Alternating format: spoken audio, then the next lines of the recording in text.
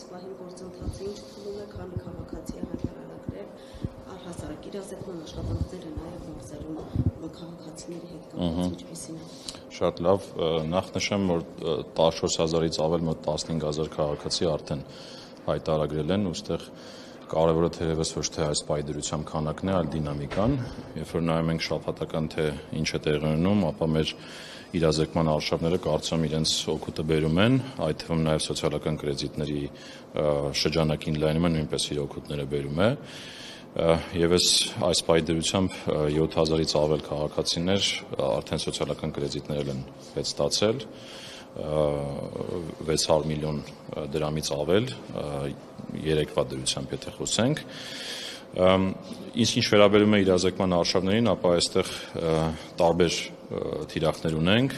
Նախ առաջինը մարզային այցերն են, որոնք ակտիվ շարունակում ենք ու առաջին փուլը նախատեսում ենք այս ամսվա վերջ ավարտել, որի արդյունքներով կորոշենք դրացից ինչ այցերի կարիք կա։ Մյուս ուղղությունը կազմակերպություններ այցերն են, մենք խոշոր կազմակերպությունների հրավերով, այսինքն մենք ինքներս բաց լինելով հայտարարելով իրենց հրավերով կազմակերպում ենք այցեր, բայց նաև փոքր կազմակերպությունների համար մենք ինքներս ենք նախաձեռնում նմանատիպ իրազեկման հանդիպումներ, ինչպես մեր մոտ, այնպես էլ մեր սպասարկման սրահներում։ Մյուսը դե իհարկե արդեն քաղաքացիների համար հեշտացնելն է գործընթացը, մասնավորապես ուղեցույցների տեսքով, վերջերս պատրաստել եւ շրջանառել ենք նաեւ մեր սպասարկման սրահներում կա համապատասխան ուղեցույցներ, որոնք թույլ են տալիս շատ պարզ եւ մատչելի ձևով մի քանի էջի վրա ուղղակի հասկանալ, թե ինչպես կարելի է այդ հայտարարագրումը անել։ Բացի այդ, մենք շաբաթական շատ ինտենսիվ ռեժիմով պարբերաբար վիդեոռոլիկներ, հրապարակումներ,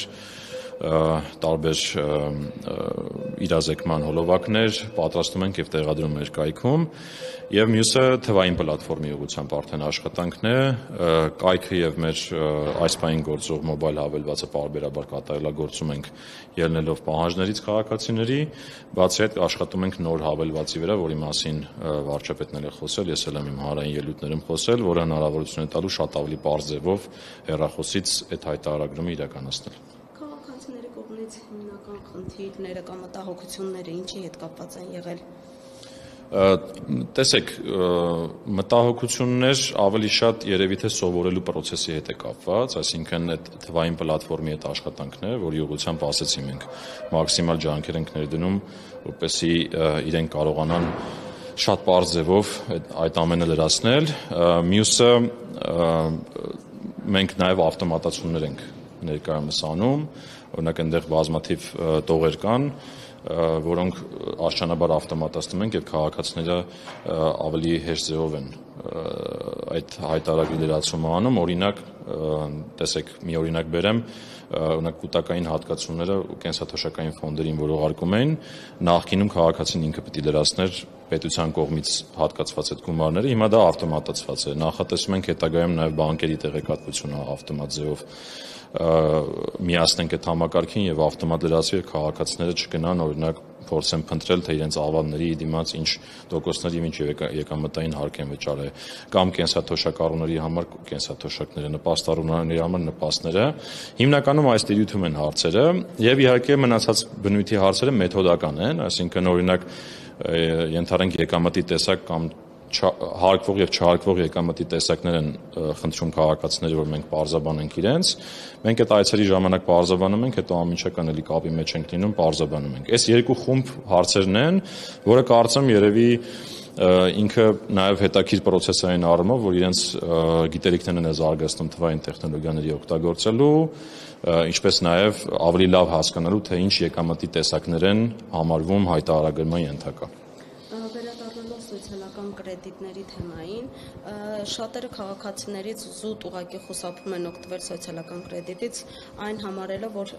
եկամտահարկի վերադարձ է կարծես թե իրենց համար կատարվում այդ մտահոգություններն ունեն ու կոպիտ ասած ռիսկի չեն դիմում փորձում են հետագայում ավելի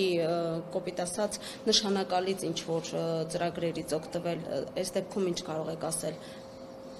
Անկեղծ ասած նման մտահոգություն մենք չենք լսել, ավելին ասեմ, սոցիալական կրեդիտները նույնիսկ ոգևորել են քաղաքացիներին եւ մոտիվացրել այս համակարգում հայտարարությունները ավելի ակտիվ իրականացնել։ Ամեն մի դեպք առանձին ուսումնասիրվում է, եթե լինում են խնդիրներ եւ համապատասխան պարզաբանումներ տրվում են, բայց նման խնդիր, որը որ դուք նշում եք, մենք չենք նկատել մեր պրակտիկայում։ Ամեն դեպքում, այսպես ասած, տարակարծություններից խուսափելու համար եկամտահարկի վերադարձից սոցիալական կրեդիտը ինչով է տարբերվում։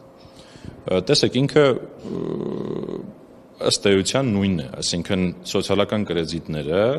քաղաքացիներին վճարվում են իրենց վճարած եկամտային հարկից, այսինքն քաղաքացին, երբ որ բարձր աշխատանք է կատարում եւ դրա դիմաց եկամտային հարկ է վճարում, այդ եկամտային հարկից վերադարձվում է իրեն սոցիալական կրեդիտ։ Հետևաբար այդ տեսանկյունից որևէ քաղաքացի կարծում անհանգստանալու կարիք չունի։ Ավելին, ինքը նույնիսկ ստացվում է ավելի քիչ եկամտային հարկ է վճարում, իսկ մնացած մասը օգտագործում է իր եւ իր ընտանիքի անդամների մարդկային կապիտալը զարգացնելու ուղղությամբ։ Հետագայում այսինքն կարող են քաղաքացին սոցիալական կրեդիտից օգտվելուց բացի եկամտային հարկից առանձին ծրագրերով օգտվել։ Առանձին ծրագրերը տեսեք ինչպես է, եթե նկատի ունեք օրինակ հիպոթեկը, իհարկե, դա առանձին ծրագիր է, այսինքն այդ 100,000 դրամը, որը որ կա սոցիալական կրեդիտի, չի ներառում իր մեջ հիպոթեկի վերադարձները, այսինքն քաղաքացին կարող է օգտվել եւ նրանից, եւ այս 100,000-ներից տարեկան մակը։